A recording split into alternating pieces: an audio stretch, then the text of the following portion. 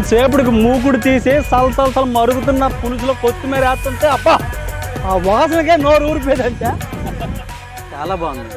పక్కన బాగోపోతే ఏం అనుకోమాకండి. ఫస్ట్ టైం మాలాగా మారడానికి ఆ మనిషి ఎంత కష్టపడుతుండో దానికి 100 ఫలితం రావాలని రోజు ఆ దుర్గా భవాని తల్లిని మొక్కుతాను.